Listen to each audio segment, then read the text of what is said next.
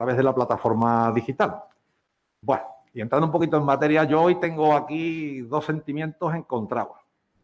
Por un lado, la alegría de ver la obra terminada y disponible. Por otro lado, la sensación de una etapa concluida y, por tanto, el vacío que te queda porque los que hemos trabajado, sentido y disfrutado durante este tiempo de ejecución va mucho más allá de la mera realización de este libro. O sea, yo creo que es un tema que va más allá de. El equipo formado por las autoras Adriana, Elena, María Ángeles, Tamara, Yolanda, al que después se unió nuestro diseñador e ilustrador Enrique, que llegó al equipo cuando ya estaba más que formado, pero que se ha integrado de una manera fantástica, y a las pruebas me remito por lo que ha hecho, que la verdad es que tiene un valor extraordinario el trabajo que ha realizado este hombre, ¿no? Creo que no me equivoco, que tampoco exagero cuando digo que todos y cada uno de ellos, además de sus conocimientos en cada una de las materias, han puesto un trozo muy importante de su corazón. El lector podrá comprobar cuánto cariño esconden estas líneas. Equipos, sois grandes y sabéis que en ACU Sevilla os queremos. Enrique hoy no podía estar con nosotros, pero sabe también que está en nuestro corazón, ¿no? Muchas gracias a todas por permitirnos formar parte de vuestra vida. Y nada más, espero que este libro tenga una buena acogida y, sobre todo, que solucione muchas de las situaciones complicadas que nos vamos encontrando en nuestro día a día las personas que padecemos una enfermedad inflamatoria intestinal. Muchas gracias a todos.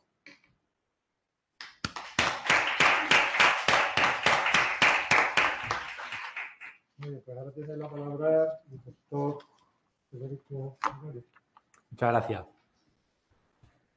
Muchas gracias, señor presidente. Y muchas gracias, señor presidente.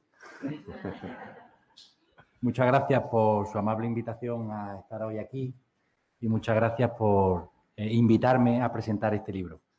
Para mí es un honor presentar este libro, puesto que conozco muy bien a las autoras del libro, sé toda la dedicación y el esfuerzo que diariamente le dedican a los pacientes con enfermedad inflamatoria intestinal y, sin duda alguna, yo creo que nadie como ellas pueden expresar en un libro, por un lado, la vivencia de los enfermos con enfermedad inflamatoria intestinal, y ella la habla muy bien en el libro, cómo afronto mi enfermedad inflamatoria intestinal, y por otro lado, todo el trabajo y todo el esfuerzo que ellas mismas le dedican día a día para tratar a estos pacientes. Si me pasas la primera, no te vayas. No, para atrás. Para atrás. Ayer, la primera, para atrás. Ayer se celebró el Día Mundial de la Enfermedad Inflamatoria Intestinal, como ustedes saben. Precisamente celebrar un Día Mundial de una enfermedad es importante porque, pasa la siguiente, se destacan una serie de temas o conceptos que esa enfermedad hace que deba ser conocida por el resto de la sociedad. Si hablamos de la enfermedad inflamatoria intestinal, pues precisa sí o sí tener un Día Mundial. ¿Por qué? Porque es una enfermedad cada vez más extendida. Se habla ya de que en determinadas poblaciones occidentales puede rondar el 1% de la población afectada de enfermedad inflamatoria intestinal. Afecta a gente joven y, ojo, no a gente tan joven. El que un paciente con enfermedad inflamatoria no sea joven no quiere decir que no pueda o no tenga por qué llevar una calidad de vida normal. Y lo más importante, afecta de forma crónica, porque a día de hoy no tenemos curación. Y esto también es muy importante para que la sociedad comprenda que estamos hablando de pacientes que son pacientes desde el diagnóstico hasta que fallecen. Y además una enfermedad, como todos sabéis, que es realmente invalidante, que altera la calidad de vida de nuestros pacientes. Por todo ello, sin duda alguna, la sociedad debe poner en valor el esfuerzo de los pacientes que hacen día a día para salir adelante. Y esa sociedad tiene que facilitarles salidas laborales y adecuación en sus puestos de trabajo. Sin lugar a dudas, son pacientes que merecen ser reconocidos y, por tanto, que se les adecúen sus puestos de trabajo a la patología que padecen. Y debe haber conciencia, cómo no, de esta enfermedad en el resto de la población, no solo en los puestos de trabajo, sino debe haber reconocimiento en las administraciones, en los ayuntamientos, en el Estado, en los colegios. ¿Cuántas veces han venido pacientes a la consulta a decir, no, me tiene que firmar, por favor, un certificado o un informe de que soy paciente de enfermedad inflamatoria intestinal y que necesito una hora o media hora más en el examen porque probablemente tengas que salir a ir al cuarto de baño. O sea, días mundiales precisamente se establecen por la Organización Mundial de la Salud para destacar aquellas enfermedades que no son del todo conocidas y que sí necesitan ese reconocimiento por parte de la sociedad para que precisamente esos pacientes se sientan acogidos dentro del seno de esa sociedad. Si me pasa la siguiente. Y además, en todo este entorno, una asociación de pacientes, como en este caso es ACU Sevilla, promulga y difunde lo que es la propia enfermedad inflamatoria intestinal. Y esto le permite precisamente llegar a acuerdos con el Ayuntamiento de Sevilla, en este caso, en el que se firmó ya hace unos años, ¿hace 2 años? Sí, 2 años, 2 años. Hace 2 años se firmó un acuerdo con el Ayuntamiento de Sevilla para que dotara los sitios públicos de aseos, pues bueno, con un cierto nivel de calidad, precisamente para que fueran usados por los pacientes con enfermedad inflamatoria intestinal. Siguiente. Porque además la ACU Sevilla yo creo que es un ejemplo claro de que reunirse es el comienzo. Desde que ha llegado José Luis a la ACU Sevilla y todos los miembros que participan ahora de forma activa en ACU Sevilla, se ha cambiado el concepto de ACU Sevilla. Y desde luego reunirse es el comienzo. Mantenerse juntos es el progreso y trabajar juntos, y el libro es un ejemplo de eso, sin lugar a dudas es el éxito. E insisto, el libro, por ejemplo, es un ejemplo de esto y ACU Sevilla, sin lugar a dudas, también es un ejemplo de que solo trabajar juntos se alcanza el éxito. Y este es el libro que venimos a presentar, ¿Cómo afronto mi enfermedad inflamatoria intestinal?, escrito por 5 magníficas profesionales que detallan de forma exhaustiva a qué tiene que afrontarse un paciente con enfermedad inflamatoria intestinal. Pasa a la siguiente. Todos sabéis que la enfermedad inflamatoria intestinal es una enfermedad inmunomediada, crónica. Repito el concepto crónico porque esto es importante y que cursa por brote, algo que también es importante y que vosotras hacéis referencia en el libro en repetidas ocasiones. Se engloba dentro de lo que se llama enfermedades inmunomediadas, que son patologías crónicas que en sí no están relacionadas, pero que comparten un síntoma común, que básicamente es una cascada inflamatoria, que todos con el tema COVID sabemos ahora de cascada inflamatoria, y que acaban desarrollando patología o inflamación en los distintos órganos diana. Ahora no veo. Sí, por ejemplo, está hablando de enfermedades reumáticas, sabéis, la artritis reumatoide, espondilitis, artritis psoriásica, lupus, la psoriasis en dermatología, la uveitis cuando hablamos de patología inmunomediada en el ojo y nuestra enfermedad inflamatoria intestinal. Me parece interesante ponerlas todas en relación porque la unión hace la fuerza y sin duda alguna, al compartir todas ese mecanismo inflamatorio común, hace que, bueno, pues en determinados momentos unir distintas asociaciones pueda potenciar precisamente el efecto de conocimiento que se tengan de este tipo de patologías, que cursan todas de la misma manera, de forma crónica, sin una curación y además por brote. Pasa a la siguiente. Y sin duda alguna un tema capital es la enorme incidencia que tiene la enfermedad inflamatoria intestinal en nuestros días, que se ha multiplicado por 10 en España en los últimos 25 años, con un incremento del 2,5% anual. Pero en número redondo hablamos de más de 360.000 pacientes en nuestro país, unas cifras enormes y que cada vez va aumentando en nuestro país. Un estudio que realizamos ya algunos años en nuestro hospital, en este siglo se había multiplicado por 3 la incidencia con respecto a la última década del siglo pasado. Y estamos, y lo sabemos, ¿verdad, Yolanda?, en nuestras consultas hasta cierto punto desbordados porque cada vez tenemos más pacientes, cada vez son pacientes más jóvenes, ¿cierto?, aunque cada vez diagnosticamos pacientes más mayores y que lógicamente necesitan una atención en muchos casos realmente exhaustiva.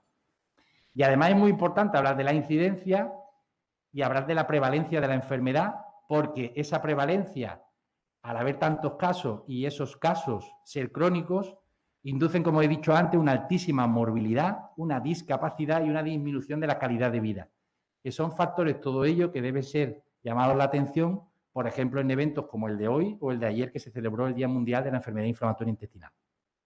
Por eso me parece muy importante la aportación que hacéis en el libro de cómo afronto mi enfermedad inflamatoria intestinal, para que se conozca nuevamente y se dé divulgación de esta enfermedad. ¿Pasa? Los distintos autores son los que voy a mostrar a continuación. La doctora Yolanda Torres, bueno, a la que yo quiero mucho porque conozco desde hace mucho tiempo, se formó en el hospital donde nos formamos los dos como residentes y era mi R mayor, así que no solo la aprecio y la quiero, sino que le tengo mucho respeto porque era mi residente mayor y era la que me enseñó todo lo que había que hacer. Así que, como os podéis imaginar, pues le tengo muchísimo cariño y es una especialista en enfermedad inflamatoria intestinal que trabaja en el Hospital de San Juan de Dios.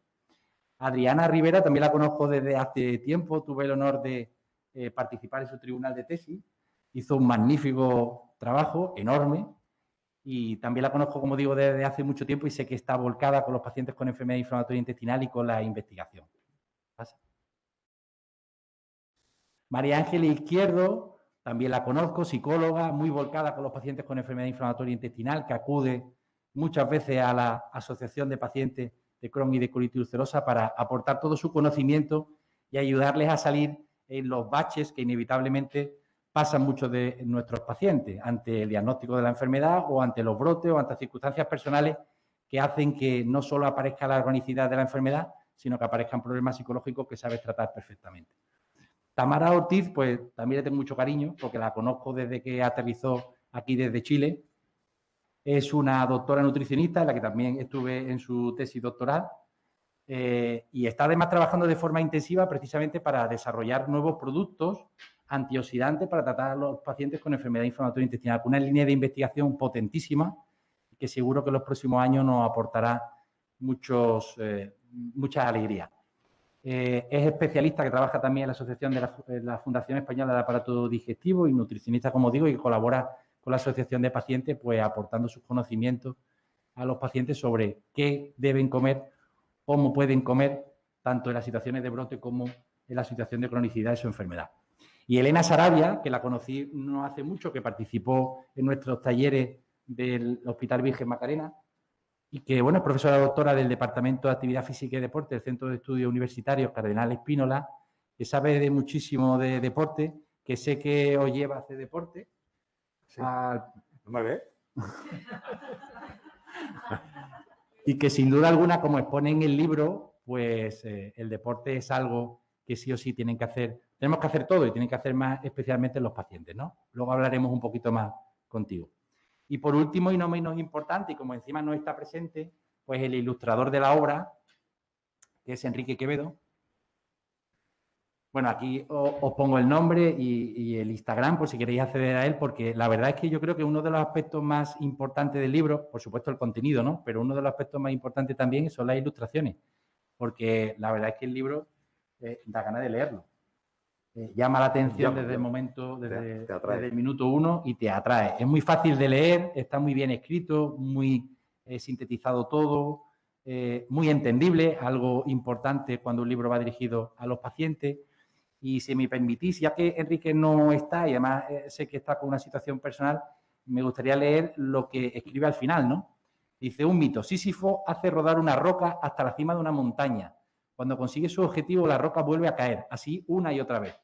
Del mito nace la idea para ilustrar este libro, del mito del agradecimiento a sus autoras y a Sevilla y de la alegría que supone tener la certeza de que aún hay quienes, desde la cima de la montaña, arrojan su luz por y hacia nosotros.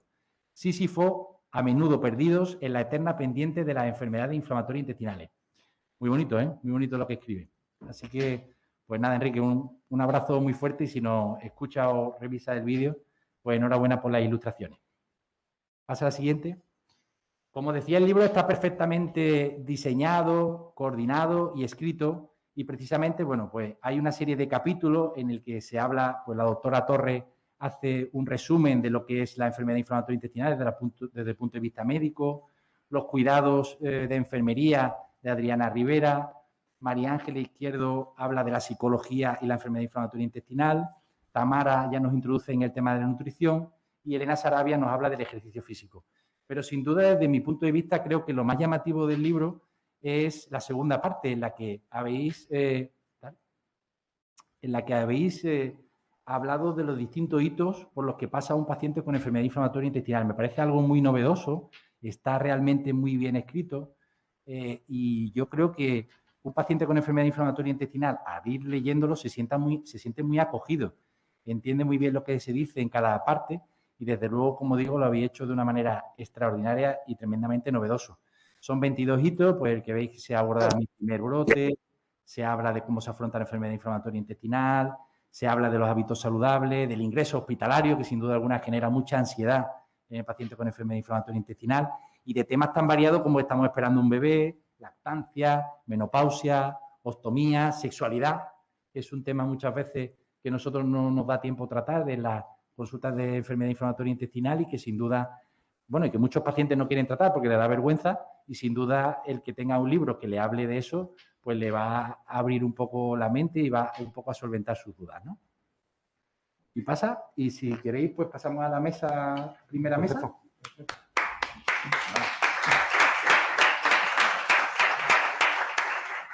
Invito a subir entonces a la doctora Torres, a Adriana Rivera y don José Luis, que se queda aquí.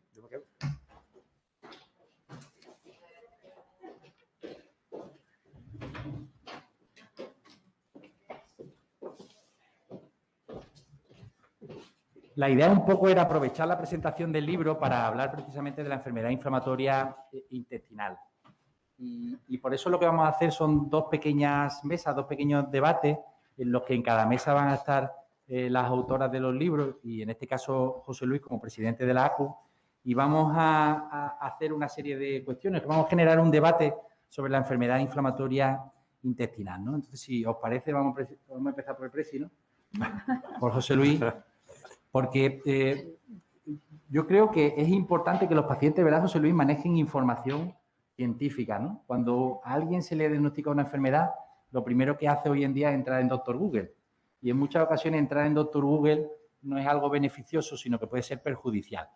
Y un libro como este, una obra como esta, precisamente lo que trae es rigor científico y que el que quiera informarse de la enfermedad inflamatoria intestinal disponga de veracidad y disponga, como digo, de rigor científico. ¿Qué piensas sobre eso?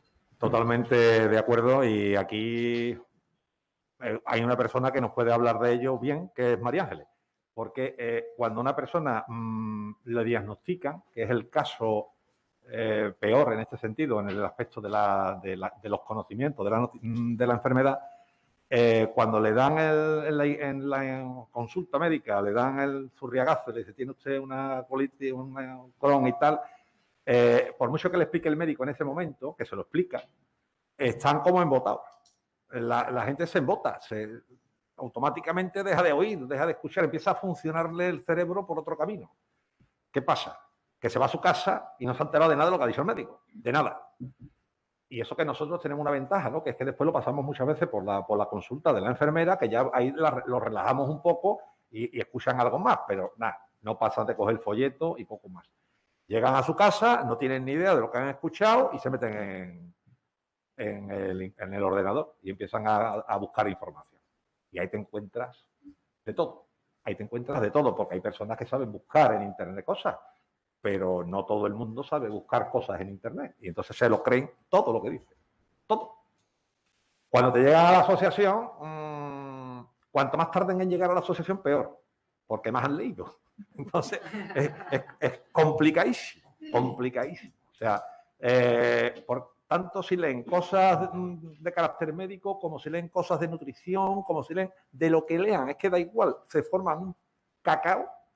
Oye, me ha pasado de llegarme personas allí que habían perdido yo no sé cuántos kilos, porque claro, había cogido una dieta que había visto en Internet, se había dedicado a elegir los elementos, las comidas o los alimentos que eran antiinflamatorios. O sea, no ya que no te hicieran, no, los antiinflamatorios. Claro, había 4 y de los 4 uno le hacía daño, se cae con 3. Ahora, pero esta mujer decía, es que yo tengo mucha hambre. Claro, va a tener hambre. Bueno, ¿y a usted quién le ha dicho que no coma? A mí nadie.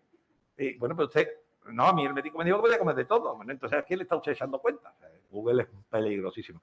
Un libro como este, que además recoge el tema que hemos hablado antes, el tema de los hitos, y va poniendo al enfermo en situación en los distintos eventos que tiene la enfermedad, es muy interesante y nos va a ayudar mucho a los enfermos y nos va a ayudar mucho desde la asociación para pasar esa información al enfermo, porque la verdad es que hay veces que te quedas un poco corto, no puedes llegar más allá de lo que le estás contando, porque al final tú te refieres siempre a elementos personales y no todo el mundo tiene la misma enfermedad. Aquí no hay enfermedad, hay enfermo, ¿no? Siempre lo decimos. Y tú al final lo que le estás refiriendo son tus experiencias. aquí con este libro pues va a tener una cosa mucho más objetiva y mucho más amplia. O sea, por supuesto, totalmente de acuerdo con lo que has comentado, Federico. Como nos decía Mortadelo, aviso, la lectura perjudica seriamente la ignorancia. Es muy importante leer y sobre todo leer bien. Leer bien, ese es el tema. Y yo te quería preguntar también, hemos tratado el tema de que ayer fue el Día Mundial de la Enfermedad Inflamatoria Intestinal. Me gustaría conocer un poco, porque yo creo que todos los que estamos aquí apoyamos las asociaciones de pacientes. Como bien has comentado antes, pues colaboramos en la medida de nuestras posibilidades con vosotros. ¿Qué aporta la Asociación de Pacientes a los pacientes con enfermedad inflamatoria intestinal? Bueno, pues, ¿por dónde empiezo? Empezamos por dar cariño, por escuchar, por entender, tratar de entender, ver más allá de lo que te están contando.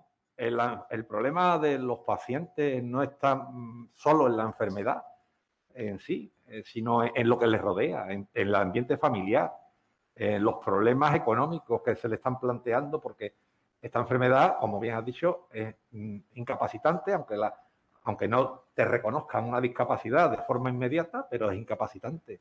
Y hay personas que, dependiendo de la edad que le diagnostican y el momento laboral en que se encuentren, pues realmente lo pasan muy mal, muy mal. Las relaciones de pareja se estropean. Bien, esto es que pienso que uno de los problemas más importantes que tiene la enfermedad son los de carácter psicológico, por lo menos en la primera etapa. En la primera etapa es el principal problema. Después habrá otros, pero el problema psicológico es total, porque no solamente hay que tratar al enfermo, hay que tratar a la familia entera, porque es que para encontrar muchas veces el problema donde está te cuesta la misma vida, es muy complicado, es muy complicado, es muy complicado. Ponemos mucho cariño, tratamos de entender a todo el mundo, tratamos de comprenderlos, de entenderlos, de situarnos, de ponernos en su lugar.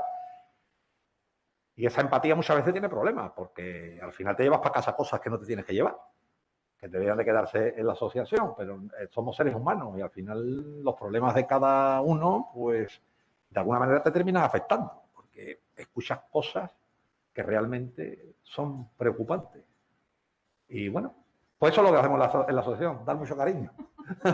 No, hombre, hacéis más cosas, ¿no? Yo creo que bueno, la asociación es muy importante. Muchas cosas hacemos, evidentemente. Tú has comentado antes el tema de los aseos, mejorar la calidad de vida de los pacientes en la calle, luchar porque se consigan derechos. Hacemos muchas cosas. Editar este libro ha tenido un peluseo. O sea, cosas se hacen muchas. Pero yo creo que lo que más le llega al paciente, y eso lo están entendiendo mucha gente ya, que en el caso de las asociaciones de Crohn y colitis ulcerosa se está apostando ya por la cercanía asociación-paciente y no mega asociaciones, sino estar cerca del paciente, porque al final, para solucionar un problema, hay que sentarse con el paciente al lado y hablar con él, no escribirle una carta ni nada de eso, ni mandarle una publicación, que la publicación está muy bien, que todo lo que tú quieras, pero al final lo importante es hablar con el paciente. Si no hablas con el paciente no estás consiguiendo nada, ¿sabes? Entonces eso es lo más importante, que sí, que se hacen muchas cosas, muchísimas, muchísimas. De talleres, bueno, pues talleres se plantean, muchos talleres, ahora con la pandemia pues quizás estamos un poquito más cortados, porque no podemos reunirnos, el local tú sabes que es pequeño. Ahora si firmamos el convenio con el Colegio de Enfermería, vamos a disponer de un saloncito farmacéutico. Colegio farmacéutico. Vamos a tener un saloncito un poquito más amplio para celebrar este tipo de talleres y de charlas, ¿no? Pero sí, se hacen muchas cosas. La verdad es que sí, que se trabaja mucho, se trabaja muchas horas al día, pero sobre todo eso, el cariño. Me quedo con la palabra cariño. Pues muchas gracias. Y muchas gracias por tu coordinación por el libro, ¿no? Que sí que has estado ahí coordinando, haciendo de... Bueno, el libro... Haciendo de Charlie. El otro día estuvimos viendo fechas. Charlie. Aquí ya sabes más de la cuenta. El libro estuvimos el otro día poniendo fechas de cómo ha ido desarrollándose, porque, bueno, vas haciendo las cosas y no miras atrás, ¿no? Vas siempre hacia adelante. Y el otro día poniendo fechas vimos que la primera vez... Yo tenía la idea del libro Y cuando yo le hablo la primera vez en público del libro, en público no, en privado con otra, pero se lo transmito a otra persona, ¿no? Fue Adriana en las jornadas del Hospital Macarena, de nuestro hospital. Habíamos ido al hotel a tomar el agape este que nos dan en medio y cuando íbamos de vuelta fue la última que se tuvo presencial en el año 2019. En ese camino le planteé a Adriana la idea que tenía, que quería hacer un libro. Adriana te dijo que no, ¿no? Adriana sí, aquí todo el mundo dice... Yo me de rogar, pero aquí, el camino del hotel. Ahí sucumbí. Aquí hay pocas personas que sepan decir que no. Pocas. Pocas. Aquí haces así, ¡pum! Y saltamos todos. Bueno, pues muchas gracias, José Luis. Nada, hombre. Si te parece, Yolanda, pues tratar un poquito algunos temas. La doctora Torre, como decía, trabaja en el Hospital San Juan de Dios y una especialista en digestivo, pero en enfermedad inflamatoria intestinal. Y ella trata en el primer capítulo, pues un poco los aspectos médicos generales sobre la enfermedad inflamatoria intestinal. Yo, hombre, en la época en la que nos encontramos, yo lo primero que quería preguntarte un poco sobre el impacto del COVID, ¿no? ¿Cómo crees tú que se ha vivido la situación en los hospitales? ¿Cómo crees tú que se han vivido por parte de los pacientes la situación? Pues las mira, vacunas, cuéntanos algo de las vacunas. Sí. Pues mira, inicialmente se vivió, pues como el resto de la población, ¿no? A nivel mundial con incertidumbre, una tremenda incertidumbre hasta una pandemia nueva que no sabíamos cómo iba a afectar, miedo al contagio, tanto en profesionales como sobre todo en pacientes, ¿no?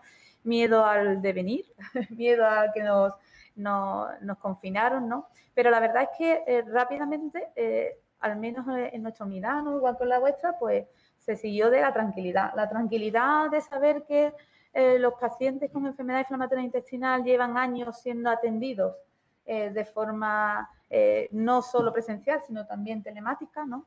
Y entonces el hecho de que esos pacientes que han tenido una formación, una alfabetización en la enfermedad, saben a qué enfrentarse, tanto en los cursos que hemos dado y talleres en el hospital, como también asistiendo allí a dar unos talleres maravillosos en ACU, donde la cercanía, la verdad, es que es lo que prima y el cariño, como bien dice José Luis.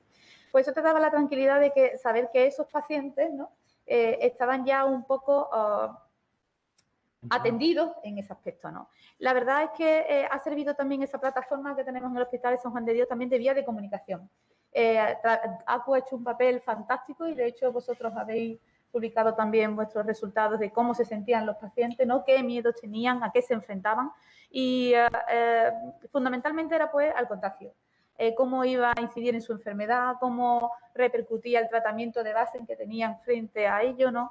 El trasladarse al hospital. En nuestra unidad, igual que la vuestra, en el resto de España, todas las consultas presenciales automáticamente pasaron a ser telefónicas, ¿no?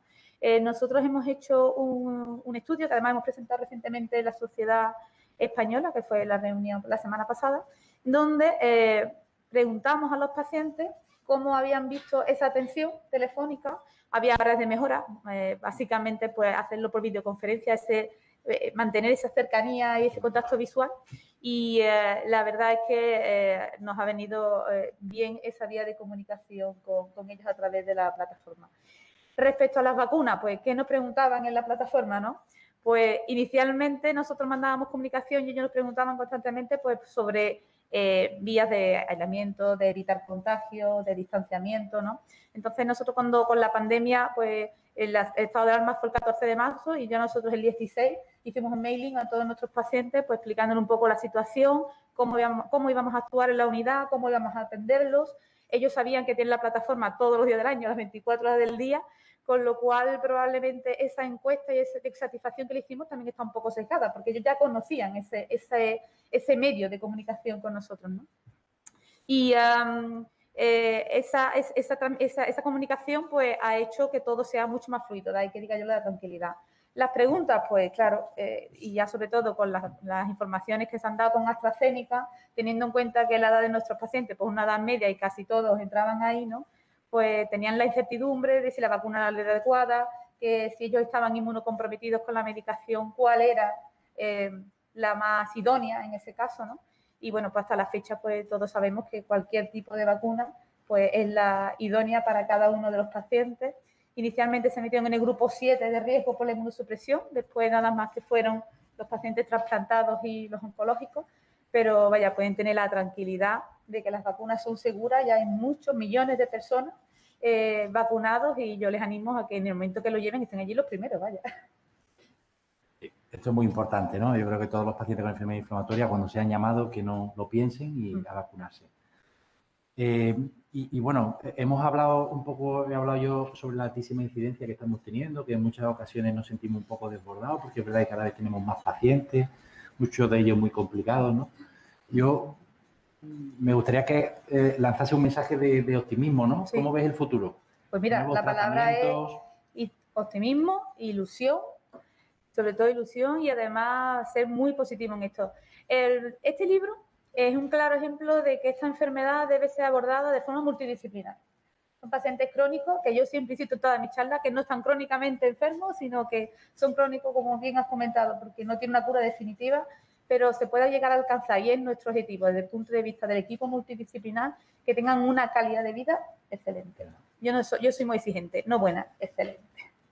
Y existen muchos estudios en la actualidad, en fase 1, 2, 3, incluso fármacos que ya están comercializados para tratamiento de otras enfermedades inmunomediadas que has comentado, ¿no? Como la psoriasis, y la artritis reumatoide, que ya están muy avanzados y que se están viendo que están dando muy buenos resultados, y no vamos a entrar en nombres, ¿no? Pero muy buenos resultados tanto en la enfermedad de Crohn como en la colitis ulcerosa. Además, con un valor añadido, sabéis que en la actualidad los fármacos más avanzados de inmunosupresión, como biológicos y otras moléculas, muchos de ellos son por vía intravenosa, ya algunos de ellos, como el infliximab, ya lo hay en vía subcutánea, el vedolizumab también lo va a sacar, y los nuevos fármacos de investigación no solo se van a administrar por vía subcutánea, sino que muchos de ellos son de vía oral. Por lo tanto, mejorará no solo la adherencia al tratamiento, y además impactan sobre esa cascada inflamatoria en un punto muy concreto, con lo que los efectos secundarios pues se minimizan también, ¿no? Y además de todo eso, y el equipo multidisciplinar, esa atención o ese tratamiento personalizado que se le da a nuestros pacientes, puesto que elige el tratamiento en base al tipo de enfermedad, a cómo se manifiesta, a otras enfermedades concomitantes que tienen. Esto va a evolucionar ya desde una medicina personalizada hacia una medicina que se llama de precisión. Y esto va a ser gracias a todos los avances que está habiendo desde el punto de vista genético, que en lo cual nos indicarán qué fármaco probablemente sea el más idóneo para cada paciente y minimizando también esos efectos secundarios que pueden presentar. Con lo que sí, optimismo absoluto. Resumiendo, vacunas sí o sí y alegría. Sí. Y Adriana, muchas gracias, Yolanda. Pasamos un poco al tema de enfermería. Yo creo que todos aquí consideramos fundamental el papel de enfermería, ¿no? Lo hablaba antes José Luis, lo hemos comentado, ¿no? La cercanía que se transmite en un momento determinado por parte de enfermería al paciente con enfermedad inflamatoria intestinal. Yo creo que eso dota de una calidad importante la atención a nuestros pacientes, porque vosotros abordáis temas que nosotros los facultativos no nos da tiempo a abordar en una consulta. Nosotros quizás vamos más dedicados al tratamiento, más dedicados a la patología, y vosotros abordáis otras esferas que nosotros no tratamos habitualmente. Pero sin duda alguna, también lo comentaba José Luis antes, esos aspectos no propiamente dichos de la patología, sino de la esfera psicosocial del paciente, también son muy importantes para el propio paciente. Llegan en un momento dado a agobiar más al paciente que el propio número de veces que va al cuarto de baño, ¿no? Incluso algunas veces ese tipo de situaciones empeora la enfermedad del paciente, ¿no? ¿Qué es lo que consideran más importante para un paciente con enfermedad inflamatoria intestinal desde el punto de vista de sus cuidados generales? Y hemos hablado de que tenemos muchos pacientes jóvenes. Yo creo que la enfermedad es distinta, por supuesto, en un paciente mayor que en un paciente joven. Yo le tengo especial, digamos, cariño a los adolescentes con enfermedad inflamatoria intestinal, porque plantean muchos problemas, ¿no? Son los que quizás afronten peor la enfermedad.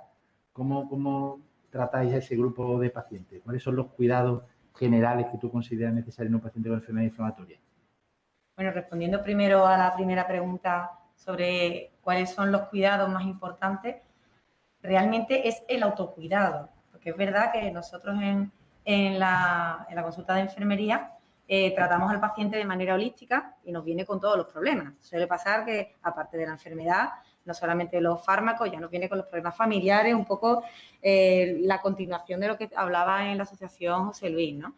Y tenemos que tratar todas las esferas. Los cuidados de enfermería abarcan desde la familia, su vida personal, sus hábitos saludables. Insistimos muchísimo en los hábitos saludables específicos y recomendaciones para cada una de las enfermedades que los tenemos. Pero claro, en esta enfermedad que ya hemos repetido, tú primero y todos los demás, que es una enfermedad crónica, que no tiene un tratamiento definitivo, sino que tienes que convivir con ella, aprender a convivir con ella, pues lo más importante es saber en qué te afecta y qué herramientas tienes. Obviamente, en el manejo de la enfermedad, la esfera del tratamiento, tanto farmacológico como quirúrgico, bueno, pues la tenemos presente y de hecho es en la que todos los pacientes se centran y se agobian. Pero luego, en este libro hemos demostrado, y la evidencia científica ha demostrado, hay 3 esferas más dentro del manejo, que son la psicología, la nutrición y el ejercicio físico, y que ellos no se conciencian, no lo entienden o no lo asimilan como que son también terapias, como son parte de su tratamiento. Entonces, pues encontramos situaciones como lo que comenta José Luis, que como ellos saben que tienen un problema con la nutrición, se miran en internet, lo que sea, y sin preguntar, señor, ve a un nutricionista, es que te hace falta. Este es el cambio que viene ya sufriendo la medicina, de una medicina puramente biológica a una medicina biopsicosocial, de atender al paciente. Y además, tú como médico de tu unidad y nosotros en nuestro centro también hemos solicitado que en la unidad tiene que haber un nutricionista, que tiene que haber un psicólogo, que tiene que haber alguien que responda no solamente especialidades médicas, sino interdisciplinares, como la palabra realmente lo dice, ¿no? No solamente especialidades médicas, especialidades de otros ámbitos que el paciente le repercute. El paciente tiene un deterioro de su calidad de vida porque le afecta a todos los ámbitos de su calidad de vida. Entonces, tiene que aprender cómo puede manejar estas herramientas para equilibrar su vida, porque al final el éxito de saber vivir con la enfermedad inflamatoria es conseguir mantener tu calidad de vida estable. Sobre todo hablando de la gente joven, uno de los factores más importantes es la socialización, el factor social. Tiene afectación social, la mayoría de las personas, afectación emocional y afectación física, ¿no? Entonces, estos pacientes jóvenes que le afectan muchísimo el no poder seguir el ritmo de su vida social, están en la edad de la imagen corporal, de salir, conocer, las relaciones sexuales, cero comunicación con sus padres, porque es más la tribu donde ellos se reclutan, y no sentirse diferente, y no identificarse como alguien diferente, que es no estar todo el día en el cuarto baño o no poder comer lo que sea. Entonces, yo creo, aparte de que sigan un tratamiento, una adherencia, que para eso están las unidades de inflamatorias, es muy importante que tengan su terapia, acudan a un psicólogo, pero porque les ayudará a hacer este afrontamiento, y es muy importante que se asocien a la asociación, porque lo hemos visto, esto en la era digital que estamos, toda la gente joven está metida en Instagram, está metida en Twitter, está metida en redes sociales porque buscan apoyo. El apoyo es fundamental en estos pacientes. Para eso ha estado siempre la asociación. Pero ahora tenemos perfiles de profesionales, también de pacientes, que no son profesionales, pero profesionales, incluso profesionales que son pacientes también, que tienen una cuenta de Instagram o de Twitter y que diariamente ofrecen su apoyo y están mandando mensajes de ánimo, de ayuda, incluso las últimas evidencias, como son profesionales científicos, y también las cuales es una manera de que la gente joven esté bien informada al día, pero al día real. Además, estar en contacto con estos profesionales. Por eso una de las cosas que yo realmente valoro de este libro es la última página, donde también ponemos una bibliografía viva. Tenemos la bibliografía al uso de todas nuestras referencias, estudios clínicos en los que nos basamos, pero también tenemos páginas web que nosotros referenciamos, hechas por profesionales, por unidades, por grupos europeos de estudio de la inflamatoria, incluso usuarios, perfiles de Instagram de profesionales que a día intentan ser un apoyo en redes sociales para ellos. Sí, sin duda. Lo he visto y está muy bien esa última bibliografía que aportáis. Dedica varios hitos al tema del estómago. sin duda alguna, es cierto que un estoma supone un impacto muy importante en un paciente. Danos algunas ideas, ¿cómo se afronta esta circunstancia? El estoma no es solamente exclusivo, ¿no?, de la enfermedad de Crohn o de colitis, pero sí es verdad que en un alto porcentaje puede ser una de las indicaciones terapéuticas por parte del médico según el caso, ¿no? Entonces, agrava un poco más la situación de estos pacientes que ya tienen problemas con qué comen, porque no tenemos un semáforo de comidas como la diabetes, sino que aquí te tienes que adaptar al momento, a la persona, en fin, como estaba yo diciendo Yolanda, tratamiento muy, muy, muy personalizado. Tienes un estómago, tienes otro punto más de desequilibrio y de descontrol, que pueden ser los olores, los gases.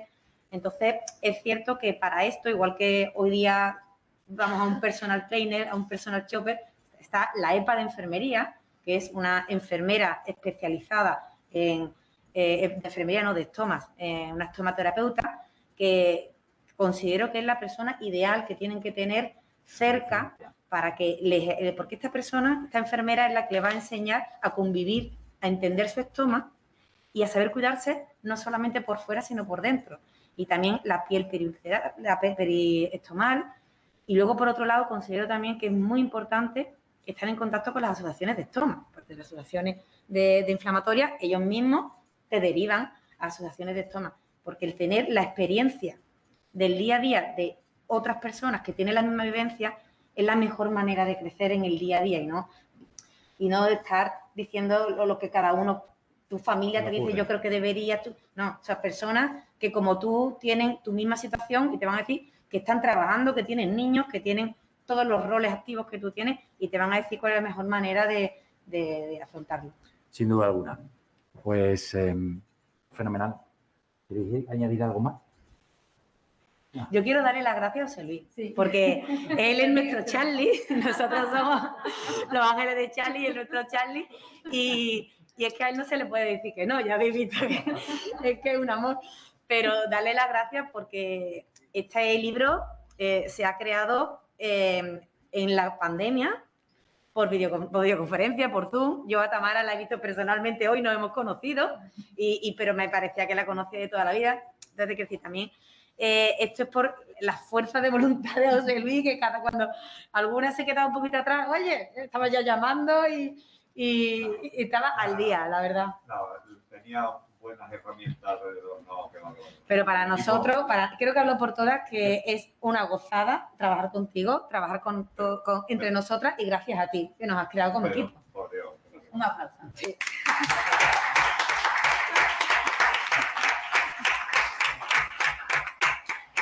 Bueno, pues después de cerrar esta mesa tan maravillosamente bien, si os parece, damos paso a la siguiente mesa. Claro que sí.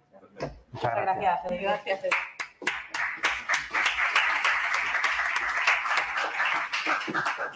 Pues si os parece, Tamara, María Ángeles Izquierdo y Elena Sarabia.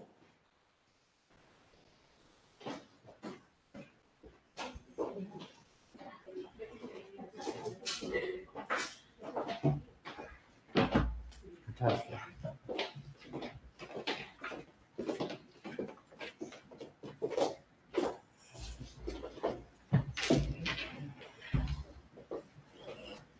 Bueno, esta segunda parte, como bien decía Adriana, yo creo que es una parte muy importante del libro, porque aborda otros aspectos que no son los tradicionales de la enfermedad inflamatoria intestinal y que a los pacientes les interesa mucho: la nutrición, la psicología y la actividad física.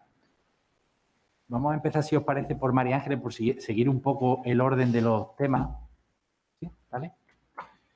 Porque el siguiente capítulo, el capítulo 3, es el que aborda ya los aspectos psicológicos, ¿no?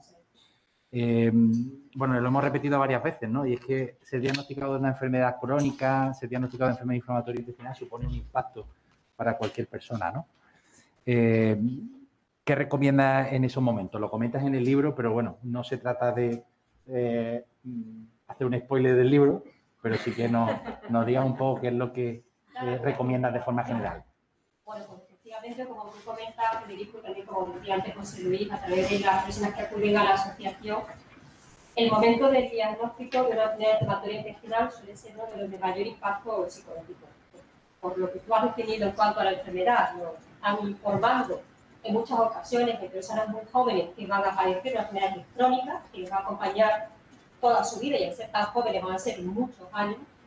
Una enfermedad que puede ser incapacitante, que puede modificar mucho el estilo comportamental, que puede dar lugar a la aparición de alteraciones emocionales y que, en definitiva, la palabra que se ha comentado, calidad de vida, se puede ver también muy seriamente afectada. La percepción de calidad de vida se puede ver muy seriamente afectada. Entonces, teniendo esto en cuenta, pues, lógicamente, el recibir esta noticia causa un bajazo enorme.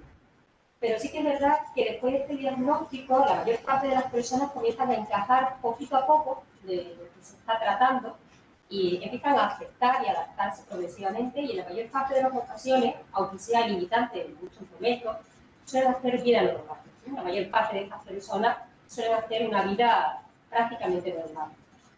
En cuanto a las recomendaciones que tú planteabas, pues yo siempre intento centrarlo en distintas esferas. En primer lugar, la propia persona, el paciente, el protagonista de todo este proceso, porque necesita tener un equilibrio emocional suficiente por esos altibajos que se van a sufrir en determinados momentos. Es muy importante trabajar esa estabilidad emocional, cuidarse, desarrollar una buena autoestima, un buen autoconcepto, seguir teniendo una vida lo más llena posible, seguir disfrutando con lo que siempre se disfrutaba y hacer todo lo que se pueda hasta lo que la enfermedad nos limite. Eso por una parte. Otra de las esferas muy importantes es la familia, que también se ha comentado, ¿no? En muchas ocasiones suele ser la familia la primera que se acerca a la asociación para pedir esa información. Una familia implicada, informada, que va de la mano del paciente, no 2 o 3 pasos por delante, porque también puede dar lugar a muchos problemas. Creo que es un puntal básico también de apoyo al paciente. El médico yo creo que es otra de las grandes personas que van a acompañar al paciente. Yo en muchas ocasiones que recibo correos de pacientes nuestros de nuestro hospital que vienen preguntando por la doctora Torres, que para mí la doctora Torres, para ellos Yolanda. O sea, el médico acaba creando un vínculo tan cercano con el paciente que facilita que también sea así a la empresa, ¿no? Entonces creo que también es otra de las grandes recomendaciones, el trabajar ese clima de confianza con el profesional de aparato digestivo, porque va a ser esa persona que le va a acompañar también durante muchísimo tiempo. Y otra de las grandes recomendaciones creo yo que sería pues, el dirigir a la persona a la asociación casi desde el minuto 1. Es verdad que algunos piensan que ir a la asociación de estas características puede ser una sobrecarga de información, pero es que la asociación sabe manejarlo, es decir, saben adecuar en cada momento qué cantidad de información tienen que facilitar según el estadio de la enfermedad en la que se encuentran. Pero allí también, como comentaba ahora mismo Adriana, donde vamos a encontrar a personas iguales que nosotros que ya han sufrido de las mismas experiencias y que van a ser, bueno, pues quienes puedan compartir con nosotros las principales preocupaciones e incluso las principales recomendaciones. Muy bien. Y una vez que nosotros tenemos al paciente ya diagnosticado, que ha superado, digamos, el shock emocional de ser diagnosticado, en muchas ocasiones en la consulta nos encontramos pacientes que se le nota que no están bien de su enfermedad, pero también se le nota que hay un trasfondo detrás psicológico importante. Una de las dudas que yo siempre en la consulta me encuentro es hasta qué punto recomendar o cuándo derivar a un paciente a un psicólogo, a un psiquiatra, cuándo recomendar a un paciente que busque más ayuda más allá de la propia ayuda que nosotros como especialistas en digestivo le podemos dar, o nuestra enfermera o nuestra nutricionista le puede dar. Pues yo creo que habría que identificar varias cuestiones. En primer lugar, si la persona está presentando síntomas emocionales que son nuevos, es decir, yo antes me encontraba triste, no estaba irritable, no me sentía estresada, ahora sí, o antes me sentía así, pero ahora se ha intensificado. Es decir, cuando aparecen síntomas, o esos síntomas son mucho más acusados. Eso en primer lugar, ¿no? Luego, el grado de interferencia que supone en psicología, al igual que otras especialidades, es en función de la afectación que implica para la persona y para el entorno. Si es que a mí no me afecta, pues tiro para adelante. En cambio, si la interferencia es alta, donde ya nos está costando un poco más encajarlo, pues sería otro de los indicadores que me llamaría la atención. Digo, cuando lo intento por mí misma no lo consigo. Porque si no lo consigo, ¿por qué pasarlo en solitario? Puedo acudir a un profesional de la salud mental, psicólogo o psiquiatra, que va a establecer un tratamiento muy a la carta. Yo también es algo que siempre indico, que lo informo. no vamos a utilizar este tratamiento para dos personas. Los objetivos podrán ser muy similares porque lo que pretendemos es mejorar el estado psicosocial del paciente, en definitiva su calidad de vida, pero siempre muy ajustado a cada situación. Es igual que tenga un chico con 15 años que una persona con 50, que tenga varias recaídas a que sea un primer brote, que tenga bolsa que no lo tenga, que el objetivo pueda ser similar, pero siempre la terapia va a ser muy específica de cada uno de los pacientes y de su entorno familiar. Ángel, y también vencer un poco el miedo o la fobia que determinados pacientes tienen ahí al psicólogo o al psiquiatra en determinados momentos. Por eso a mí me llama la atención. Muchos pacientes son muy recelosos de acudir o de pedir ayuda a un psicólogo. Y en muchas ocasiones no sé por qué. Yo en esta patología no me encuentro con esa dificultad, todo lo contrario. Porque ya te llega, porque el que ha llegado ya va. Claro. Pero a nosotros sí, nosotros encontramos mucho recelo para que el paciente acuda en un momento determinado. Sí, pero en ese caso la asociación juega un papel fundamental, porque hace esa recomendación, lo que recomienda a otras profesiones, también recomienda el apoyo psicológico o psiquiátrico, ¿no? Dependiendo un poco de la situación de cada paciente. A veces viene a consultar paciente, otras vienen los padres, viene la pareja, pero siempre hay alguien que hace ese nexo de unión con la otra parte implicada. Me encuentro con poca resistencia, pero que en otras patologías sí, en esta afortunadamente no. Muy bien. Pues enhorabuena porque tu parte está magnífica. Me ha encantado. Vamos con Tamara, vamos con la parte de nutrición, ¿no? Sin duda alguna, cuando un paciente, bueno, yo creo que no tiene que ser paciente, cuando a cualquiera de nosotros en un momento determinado nos duele la barriga, nos duele el abdomen, siempre lo asociamos a algo que hemos comido. Eso es así, ¿no? Es naturaleza humana, ¿no? Eso nos pasa a todos. En muchas ocasiones, yo se lo digo a los pacientes, el problema no está en lo que comes, el problema está en tu propio tubo digestivo que en un momento determinado está inflamado, como puede ser enfermedad inflamatoria intestinal, o está irritado, como puede ser intestino irritable. Y no depende tanto de lo que comes, sino depende de tratar de estabilizar esa inflamación del intestino para que puedas comer un poco más de todo, ¿no? Entonces, en ese sentido, haces un abordaje magnífico sobre los aspectos nutricionales de la enfermedad inflamatoria intestinal y abordas hasta qué punto la nutrición puede desencadenar una enfermedad inflamatoria intestinal y luego, por otro lado, cómo la nutrición puede hacer mejorar esa enfermedad inflamatoria intestinal. Danos unas pinceladas, ¿no? Sí. Claro, en el fondo, aunque el origen, la etiología de la enfermedad no es conocido y no hay ninguna certeza, una de las teorías más aceptadas es que hay factores medioambientales que la pueden desencadenar, ¿no? Frente a una predisposición. Y uno de esos factores medioambientales tiene que ver con la dieta. Hay ciertos compuestos que parecen ser o desencadenar una respuesta inmune alterada. Entonces, dentro del tratamiento nutricional en los pacientes que tienen antecedentes familiares o que ya ha cursado el primer brote, es poder descartar o minimizar en su día a día aquellos compuestos que puedan generar entonces esta respuesta inmune alterada, que es la base de la, como tú bien lo decías, ¿no? Una enfermedad inmunomediada. Y principalmente ser cuidadosos con esto, porque cuando uno comenta estos componentes alimentarios, se empiezan a hacer dietas restrictivas, y eso es lo que queremos evitar, ¿no? Las dietas restrictivas tienen que ser súper cuidadosas porque hay que evitar estados de malnutrición y tienen que ser siempre recomendadas y seguidas por el profesional a cargo. Pero claro, es verdad que hay algunos compuestos que están súper estudiados y que en el fondo que son incluso parte de dietas especiales, como por ejemplo el gluten. El gluten se ha reconocido como una proteína que puede comportarse como un antígeno y desencadenar una respuesta inmune.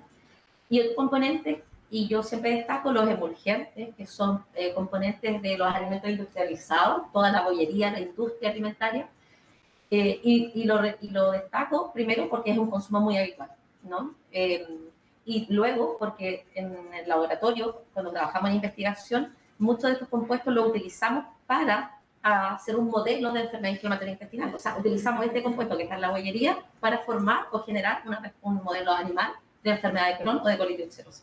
Entonces, claro, hay mucha información que nos está orientando, aunque no hay certeza de que hay componentes en la dieta que pueden favorecer un brote o desencadenar la enfermedad. Y como bien decía, también hay componentes que no son de riesgo, sino que son protectores. Y esos son los que tratamos de fomentar. Y para mencionarlos a rasgos generales, que son los que se tocan en el libro, uno de ellos son los polifenoles, que son compuestos que tienen una capacidad antioxidante, y también hemos desarrollado en el grupo de investigación que no solo son antioxidantes, sino que también son antiinflamatorios. Y algunos otros componentes, por ejemplo el DHA, que es parte del omega 3, que también parece tener una respuesta antiinflamatoria. En fin, que en la dieta pueden haber muchos componentes que son de riesgo y son los que tratamos de evitar y no recomendar, o no consumo, ¿no? Y otros que son protectores. Pero quizá un poco lo que tú decías, ¿no? No llamar a dieta restrictiva, sino llamar a consultar, ¿no? Para que el paciente no incurra en déficits nutricionales, ¿no? Que eso muchas veces no lo encontramos, ¿no? Porque nuevamente guiados por Dr. Google se ponen a hacer dietas tremendamente restrictivas sin ningún conocimiento nutricional y sin seguimiento por parte de nadie, y te encuentras a pacientes realmente desnutridos que acuden a tu consulta no solo con el problema de la enfermedad inflamatoria intestinal, sino con el problema de la desnutrición, ¿no? Y sí que es cierto que muchos pacientes nos preguntan en un brote, ¿qué es lo que pueden comer en un brote? Si hay algo que se pueda recomendar en un brote. Hay mucho que si lactosa sí, que si lactosa no, que si grasa sí, que si grasa no, que si tengo que hacer una dieta astringente en un brote. ¿Qué es lo que se recomienda? Yo te diría que como base general, incluso ya más allá de hablar de algún alimento, una dieta específica, lo primero es evitar la malnutrición, como tú bien te decías. Porque una malnutrición, la malnutrición puede ocurrir porque hay un estado metabólico que genera un mayor gasto energético o porque como menos, y la malnutrición determina una mala evolución de la enfermedad. O sea, lo primero es evitar la malnutrición. Si es necesario recurrir a dietas hipercalóricas o a fórmulas que son comerciales, se debe acudir a ello. Y ya luego, la dieta específica que hago, como lactosa, no como lactosa, fibra y tal, va a depender del grado de severidad de la inflamación y el grado de extensión de la inflamación, ¿no? De la enfermedad. Y ahí va a depender el síntoma o lo que presenta el paciente. Si hay una estenosis, probablemente se va a mencionar que no consuma fibra del tipo insoluble, ¿no? O si hay diarrea, asegurar una correcta hidratación, correcta recuperación de electrolitos, una dieta baja en fibra insoluble, que ahí siempre hay un tema porque estás con diarrea o estenosis y simplemente no consumas fibra. Y realmente debemos de consumir fibra que potencie la función intestinal y sacar la que sea perjudicial. Entonces va a depender también de cada persona. Pero yo diría que de modo general el enfoque está en evitar que un paciente se malnutra. Que se malnutra, ¿no? Que se malnutra, perdón. Muy bien, pues fenomenal. Enhorabuena también. Muchas gracias. Y vamos a Elena, nuestra deportista. Hemos comentado antes que el deporte sin duda alguna es fundamental, ¿no? No solo para un paciente que pueda tener cualquier patología, sino para cualquier sujeto que quiera llevar una vida más o menos saludable, ¿no? Sí. Pero sin duda alguna en patologías crónicas como esta, ¿no? El deporte juega un papel importante. Pero también es cierto que nos encontramos en muchas ocasiones con cierta reticencia por parte de los pacientes a hacer deporte, porque le tienen miedo, así en un momento dado eso les puede empeorar la enfermedad, si eso le va a desencadenar un brote. Danos un mensaje positivo. Bueno, el mensaje positivo es que esa reticencia no solo la tienen las personas que padecen enfermedad inflamatoria intestinal. Si sirve de consuelo, mal de muchos, consuelo de tontos, ¿no? Que realmente la gran parte, o sea, la gran mayoría de la población tiene reticencia. Yo siempre pongo el ejemplo de aquel que tiene un problemita de menisco y le dice, mira, si trabajas un poco el recto femoral no vas a tener que, no vas a tener que operarte. No, a mí que me operen, yo voy al traumatólogo, que me cambien la rodilla y me pongo una nueva, ¿no? Es decir, que esto no es solo de la enfermedad inflamatoria intestinal. Pero sí que es verdad que yo ya que llevo un tiempo, ¿no? Pues trabajando con José Luis, con ACU, es esa sensación de que no se ven capaces de a lo mejor esto no me viene bien y si encima pues tengo un estoma, pues a lo mejor no puedo, ¿no? Y es esa incertidumbre que nosotras, con nuestro Charlie y con Enrique, con nuestros dos Charlie, hemos intentado plasmar en el libro, que todo se puede y que se puede simplemente adaptando un poco tu vida a tu nueva situación. Por eso el nombre del libro es ¿Cómo afronto mi enfermedad inflamatoria intestinal ahora que la tengo, ¿no? Entonces, el ojito precisamente lo que damos es luz a Sísifo para que suba esa roca arriba de la montaña, ¿no? Lo que decía Enrique. Te estamos diciendo que puedes con todo, pero simplemente, como decía Adriana, ese autocuidado es muy importante. Y el autocuidado no es solo hablar con María Ángeles en la consulta, contigo, con Yolanda, con Adriana o de nutrición. Es que la actividad física es súper importante. A mí me gustaría leer un parrafito del libro, ¿vale? Justo es el último párrafo que yo pongo en mi capítulo, que creo que cierra eso, ¿no? Porque realmente, Federico, si tú a mí me preguntas, ¿para qué? ¿Para qué el deporte? Para que seas libre. para que te quiten las cadenas de la enfermedad inflamatoria intestinal, te hagas fuerte y puedas subir esa roca hasta arriba y nunca más vuelvas a caer. Yo cuando a mí me preguntan, ¿para ti qué es la actividad físico-deportiva? ¿Por qué la haces? Porque me hace libre, porque no soy dependiente, porque tengo fuerza, porque me veo capaz, porque cuando corro 8 kilómetros digo, ah, pues soy capaz. Si soy capaz de correr 8 kilómetros, soy capaz de hacer otras cosas. Puedo ir al cine, puedo ir a un concierto, es como que te empodera, ¿no? Entonces, para mí el deporte es libertad. Entonces, ¿y por qué es libertad? Porque realmente nos devuelve a lo que realmente somos. ¿Y qué somos? Somos animales que estamos hechos para estar en la naturaleza. Como bien ha dicho Tamara, cuando tú dejas de comer comida tal cual está puesta en la naturaleza, te inflamas. Y cuando comes polifenoles, bayas, como la tribu Hadza de África, que comen bayas, pues te desinflamas, ¿no? Es así de sencillo. Entonces, el parrafito que quería comentar es que, bueno, que nunca debemos olvidar de dónde venimos. Somos seres vinculados a la naturaleza y al movimiento. Y todo aquello que hagamos que nos aproxime a lo que verdaderamente somos, hará que nos sintamos mejor. Y eso el ejercicio físico te lo da. Y bueno, creo que con esto... con esto me salió de guión y todo, así soy yo. El deporte me da demasiada libertad. Pero creo que más o menos la pregunta que me has hecho te la he contestado, ¿no? Tú puedes ser abanderada de la Olimpiada, ¿no? Porque yo realmente con creo la en lo que firmeza con la que hago. defiende el deporte, vamos. Claro, es que realmente creo en lo que hago porque lo experimento en mí misma. Yo creo que algo fundamental cuando tenemos a una persona con una enfermedad delante es tú no le puedes decir lo que tú no haces. A mí ese del neumólogo que fuma, mira, macho, perdona. O sea, si estás tú con el cigarro me va a decir a mí que no fume, ¿no? Entonces yo creo que es muy importante que si aquí estamos intentando inculcar un autocuidado, que es de lo que se trata este libro, que la gente cuando habla con nosotras y con José Luis, tú miras a José Luis, está el tío como un pincel. Claro, nosotros. Claro, va siempre súper bien vestido. Claro, porque él, aunque tenga enfermedad, él no emana enfermedad. Y eso es súper importante, ¿no? Y José Luis está en el taller de actividad física que hemos montado en ACU, que llevamos ya un par de años. Y yo siempre digo, mira, José Luis, lo resto que está el tío. Claro, pues José Luis 2 días en semana se viene al taller con nosotros, ¿no? Entonces, yo creo que de eso va este libro. Pero dinos algo concreto. Un Algo paciente concreto. que está con un brote, un paciente que está perezoso para hacer deporte, algo con lo que pueda empezar. Algo que le guste. Una caminata, algo que le hacer guste, senderismo, algo irse que a le guste, nadar. que le guste. ¿Te gusta la piscina? Piscina. ¿Te gusta caminar? Caminar. Pero yo siempre recomiendo que las actividades, si son en grupo, mejor. De ahí que tenemos un taller grupal. Ya estábamos hablando de la importancia de sentirte entendidos por el resto. Cuando estás con tus iguales, como que te refuerzan. Hay estudios que dicen que hasta los telómeros se alargan, ¿no? Es decir, que es muy importante. Entonces, realmente la persona tiene que hacer lo que le guste. Y dentro de lo que le guste, si tiene dudas, pues buscar pues, asesoramiento por parte de profesionales. Es muy fácil hacer ejercicio físico de resistencia si te gusta patinar o te gusta montar en bici o te gusta caminar o correr. El problema viene cuando viene el apartado de ejercicio físico de fuerza, porque la fuerza hacerla bien ya es más complicado y ahí es donde hay que buscar un profesional. Y vuelvo a vender el taller de ACU, precisamente nuestro taller de entrenamiento de fuerza, porque entendemos que luego José Luis saldrá a caminar, quien quiera montar en bici, sale a montar en bici. El mismo Enrique, nuestro ilustrador, está en el taller, hace entrenamiento de fuerza 2 días en semana con nosotros, pero luego Enrique corre. Claro, que para correr no me necesitas a mí, correr es algo completamente natural, es una habilidad motriz básica. Entonces no necesita aprendizaje, pero la fuerza sí, y la fuerza es muy importante porque el músculo al final es un órgano metabólico y el músculo al final es el que sujeta el esqueleto. Y muchos de los dolores y de esa fragilidad y de ese cansancio vienen por pérdida de masa muscular. Es decir, que a mis queridos amigos médicos, que los adoro, nadando y andando no se soluciona todo. Hay que entrenar también el músculo. Que yo sé que desde la consulta se recomienda mucho andar y nadar porque de esa manera os quedáis tranquilos de que no se van a lesionar, porque andar y nadar y lesionarte. Pero ya cuando coges una pesa, si coges la pesa regular, pues a lo mejor al día siguiente ya tiene el túnel carpiano ya ahí, ¿no? Entonces, pues bueno.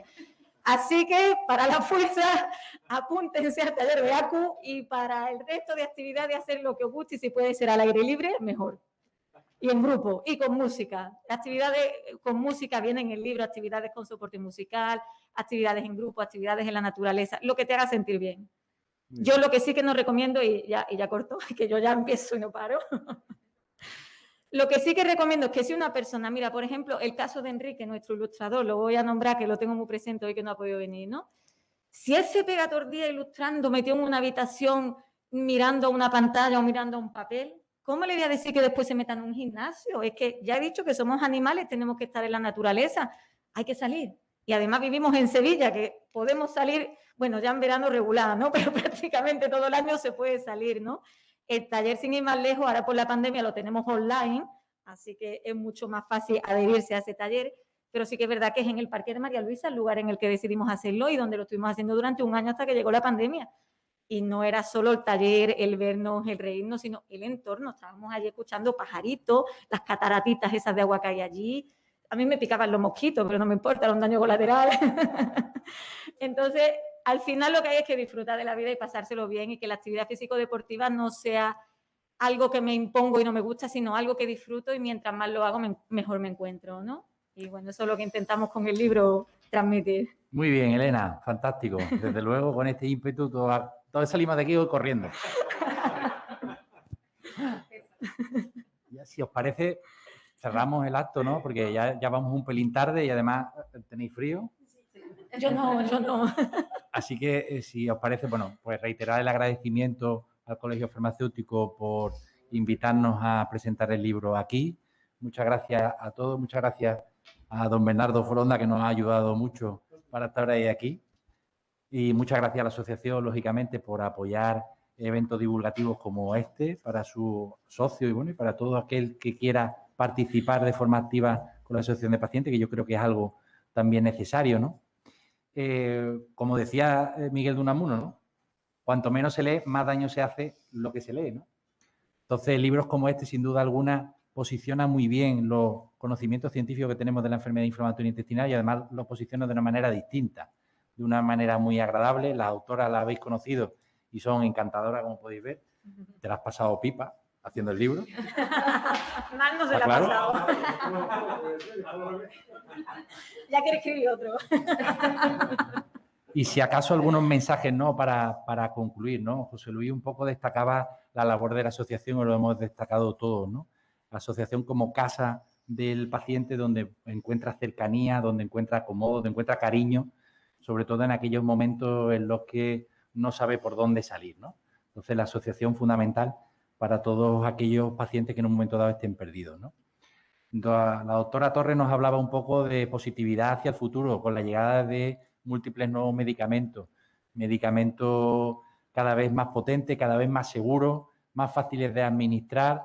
En muchas ocasiones había dificultad, por ejemplo, en la pandemia para acudir al hospital de día. Los fármacos subcutáneos suponen también seguridad en ese sentido. Y, bueno, como bien decía ella, mirar hacia adelante con positividad porque el mercado en los próximos años se va a llenar de nuevos medicamentos que, sin duda alguna, van a aportar mejor calidad de vida a nuestros pacientes. Adriana hablaba muy bien del autocuidado. El paciente tiene que autocuidarse, tiene que saber hacerlo de forma correcta y para eso las unidades de enfermería son fundamentales en el tratamiento y seguimiento de los pacientes con enfermedad inflamatoria intestinal. Y tú hablas fenomenal en el libro de cómo el paciente tiene que autocuidarse.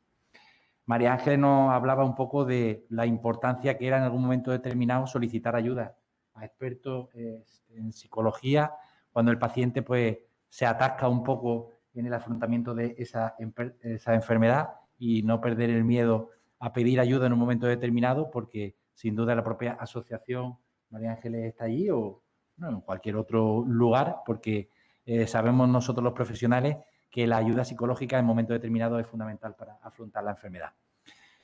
Tamara, bueno, tiene amplios conocimientos sobre nutrición e insiste siempre mucho en tratar de no comer lo que no debemos, de comer más sano, más natural, recurrir siempre a la dieta mediterránea y, bueno, sus sabios consejos, sin duda alguna, para afrontar también desde el punto de vista nutricional mejor la enfermedad inflamatoria intestinal. Y, por último, Elena, yo Elena la definiría como una única palabra. Elena y deporte es libertad. Y ya está. Muchas gracias a todos por vuestra presencia.